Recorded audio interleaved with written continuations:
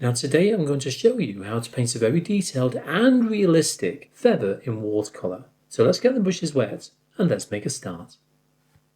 And here are all the colours that we'll be using today. Okay, I'm going to start off with the top.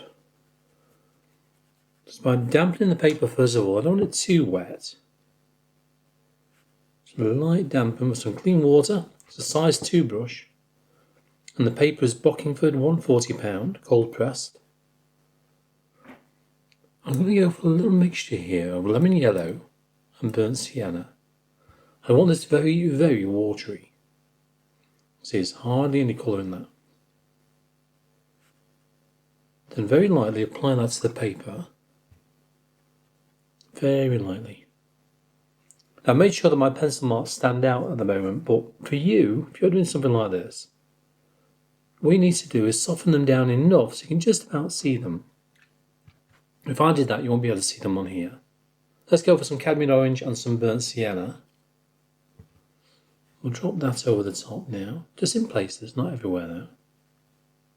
I want to vary this a little bit as well. So initially what we need to do is add some washes on first of all, and then we can start to think about adding detail over the top of that. Got the vein down the middle coming all the way down there. Sort of, yeah, kind of curls all the way down there, tapers out to a fine point. The same on this side, just a hint of this down this side really, not too much. Then soften it back with a clean brush. What we'll do is the same for the rest of this now, but change the colour as you go around. Look very carefully at that reference photograph, just so you can work out the colours around those areas. Vary them, remember. Don't have them all looking the same. We don't want that. And keep that paint nice and watery. Now the thing with all these colours is that you don't want to go too dark. Not at the moment, because we'll be adding all the darker details on by using fine lines. So if you put too much of a wash on there, which I'm just doing at the moment, look, I'll soften that pencil down that's on the end there. You find if it's too dark, too rich, then the details won't stand out enough. You want to create these sort of contours, a lot of the contours anyway, by the use of those details. So it's that colour, back to the other colour now, the second one I mentioned. Just a touch of that in there as well. And I may even just add a touch of our brown in there. Now the brown colour is burnt sienna, burnt umber, and a touch of lamp black in there. Just a tiny amount in there, look. Just to dull in it. I'll just put some of that in there as well, which I'll soften back in a minute. But not too much. Now as with watercolours, we always start off light and then gradually get darker or richer in colour as we go along. So every layer will get richer in tone and darker in tone. So we're going to be working on those contrasting colours the more we get into this painting. Let's work on the lower section, but do note this is richer, isn't it, compared to the top section. I know it is, isn't it? For some odd reason or other.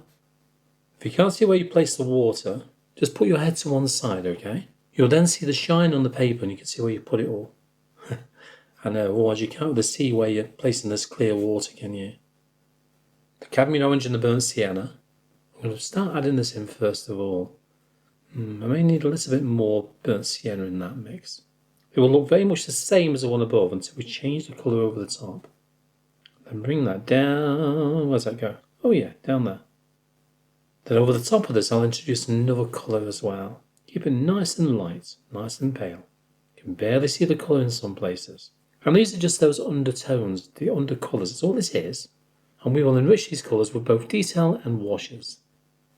Let's grab a little bit of burnt sienna and also a alizarin crimson. Just that one there. Oh, look at that for a colour. Oh, yeah.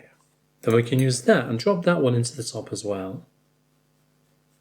All these mixes are nice and watery at the moment.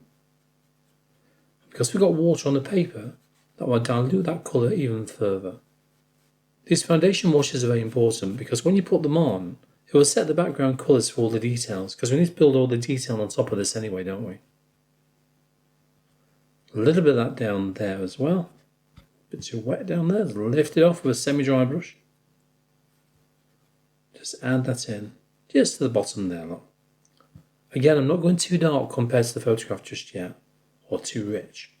I'm just being very, very cautious. It's so easy to go too rich, too quick. I've just dropped a touch of Scarlet Lake in there. I want to add a little bit more now. That's too thick, far too thick. Just around here to soften it back. Again, I don't want to go too thick, too quick. Too thick, too quick. You find that when you go to add the details over the top, they just won't show up, will they? Because the foundation washes are far too bright. Okay, well that should do. Now I'm going to give it a blast with a hairdryer from a distance. Waving it back and forth as I do so I don't burn the paper. And don't get too close with a hairdryer either, or heat gun, whatever you're using. Keep it at least 2 feet away from the painting, waving back and forth like that. This one is still watery actually, so I'm just going to start off with that one in a minute. And what I need to do is define some of the shapes we can see we're in the feather now. Still using my size 2 brush for now. I might switch to a size 00, we'll see. Just put some very fine details in there. If your lines are too thick, what you need to do, just tap it once or twice on some kitchen roll, anything like that. Then you'll find out you've got very fine lines then. Just ease off the pressure on that paper as you're doing so. Just initially, that's all we want, something like that. But we can soften this down if we need to afterwards. If it's too sharp, too intense, too in your face. So the lightest colour first of all. You won't need a great deal on this side of the feather, but we need a little bit in places, that's all. Look how fine this is. So I'm not overloading that brush, just taking a little bit onto the tip of the brush there, look now. Look at the direction these lines go as well. For example, this part of the feather, they sort of swoop down that way, don't they? Probably towards about 4 o'clock direction, but a bit of a curve as well. So look around. That direction goes between 2 and 3 o'clock, a bit of a curve. Think of the clock face. I always do that with my tutorials, including currently over 170 video lessons on Patreon as well. So if you fancy learning how to paint wildlife in watercolour, a bit of a plug here, have a look at the link down below there, okay, in the description. And you'll find my Patreon link. Pop over there and we have a freebie club. Freebie, I like the word free. And they can try before you buy sort of thing. Have a go at painting some wildlife in watercolour. Yeah, go on. You know you want to. Okay, now I'm going to go back to this side. This is my mid-tone colour. You know the ones now. What do you mean you don't? Of course you do. Yes, I know. Cadmium orange and burnt sienna. Adding very, very fine marks now. Keeping an eye on the direction these lines go. Keep it nice and fine. Nearly a dry brush now. It is, honestly. Nearly, not quite. Okay, let's work on the next section now. The same thing applies very carefully. You've got to look where it's lighter and where it's darker. So let's start off with the left-hand side first of all, okay? And I'm just going to get a little bit more on the tip of my brush. Not too much, don't overload that brush. That's the key. Then look at the direction these lines go again. Got 1 or 2 little outriggers here. Kind of stick out on their own. So add those in. But I've got some lighter colour just underneath that as well. Allow that to show through. Don't completely cover it over. Then bring these lines right up to the very edge of that vein there. In fact, you can start it from the vein and pull down. Then work your way across doing this as well. Always look at the direction of these lines. I know I keep going on about that, but it's very, very important to get it right, okay? They got this line coming down here. Bit of a gap between these 2 areas, and I've not quite left enough gap there, really. Who's going to compare your painting to the reference photograph? Other than me, of course. Keep switching those colours as well. Remember to go for that deeper red colour of the cadmium orange, alizarin crimson and burnt sienna. That's the last one that we mixed up, if you remember. Now then, for the top, what I'm going to do, a little bit more of the brown colour, the burnt umber, the burnt sienna and the lamp black. Whichever way around you want to say it. Start off with more of a watery consistency first. I can thicken this as I go along then. So nice and watery, take most of the paint off. What would you load up in the first place for like that? I don't know. And then start adding some finer details using that brush. Now if you're right-handed, you might be able to easily flick out that way around, which would be easy for you. being a left-handed person, I find it a little bit tricky that way without having to move the paper around. But we'll see how we get on today. It's darker towards the vein, just here. Just going to highlight that a little bit more down there so we know where it goes. I'm going to go for size 00. And all this is one of these lot. It's a very fine brush. It's a brush I sort of prefer. Go for the right one, Paul. And I do most of my painting using this brush, believe it or not. Not just this brush, but other brushes as well. But this is the one which I use most of the time. So the lightest colour first of all. Following those contours again. And remember what I said, it's darker towards the vein. So we'll darken that down once we've got this first layer of this on. When we thicken that brown down a touch more. Because it definitely needs to be darker than that. And the same down the side as well. You've got a bit of a division going on there. So darken that. And then this side here, slightly darker once again. Okay, let's thicken down that brown now. So I want this more to a creamy consistency. Starting from, let's work on this section here first of all. Define where things go. So map it out first of all, and then you can start to add these details in. From the vein up, remember, a bit of a curve. We'll paint that vein in shortly as well, shall we? Flicking up, bringing it over.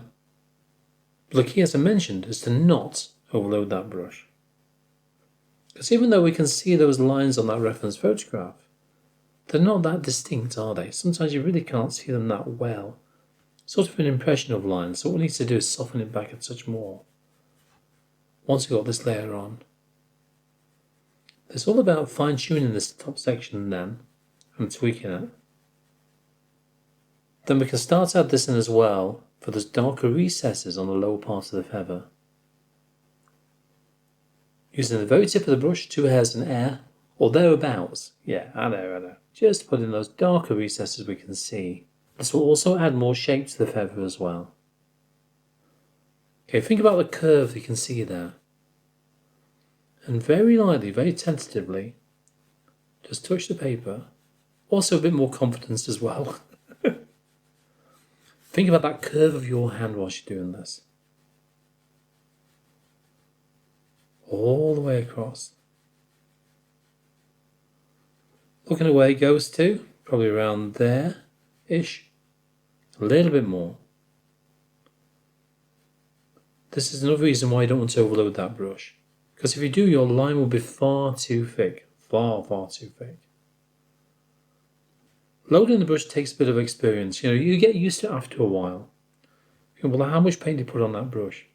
How much water do you add to that paint? How do you get that consistency? How do you blend those paints? That all comes with time and practice. I know it's that P word again, practice, but it's very true. The more you do something, the better you will get. Also with the right instruction, of course. Now, if you like what you see, do me a favour here and subscribe to my channel here, okay? Because by doing so, there's a good chance that you shouldn't miss one of my videos. And also it will help me as well as an artist, okay? So if you want to support me, just here on YouTube, please subscribe and click on that like button as well down below. That, for me, will go a long way. And a massive thank you in advance as well. As for all the fluffy bits we can see within the feather, all this area around here, just weaken that colour down just a touch more on one side, like that. And then, if I get my hand around the other way, and flick out a few little lines here and there. I'm going to weaken that a little bit more, to be honest. Put it in there, though. So it's nice and watery. Just a few wispy ones there, look. Sticking up. They're fine, the ones. Just in places. Making an appearance. There's a few more of these knocking about as well, aren't they? Kind of very wiggly as well, like S-bends. All over the place. So don't make them too neat. But once these are on, we can add those darker versions on, can't we? Cut away this sort of curl over like that and swing back round like an elongated S shape. Okay, let's go to our thicker brown now.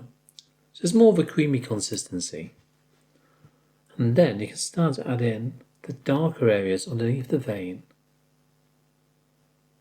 Pulling away from the vein.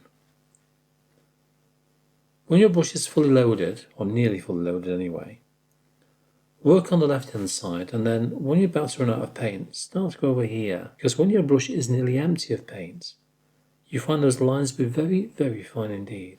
So that's where you can darken this top edge here with a barely loaded brush. So basically a dry brush now, very dry. How dry can it be? Really dry. Then reload, and start adding these details then around this side. So remember, anywhere lighter or finer, even if it's not lighter, use the brush there just before you're about to reload that brush with some fresh paint. Okay, here we go. A bit more water in there now. Loosen it down a touch more so it flows a little bit better. Then start flicking out some of our darker lines we can see within the end of this feather here. There aren't that many really, are there? Not really. Just a few here and there. And they get smaller as you work your way towards the tip of that feather. Now what goes with feathers? Birds, of course. So how would you like to learn how to paint a bird using watercolours and also very fine details? I'll pop a link to the top right hand corner of the screen for you, that one just there, look. And I'll see you there.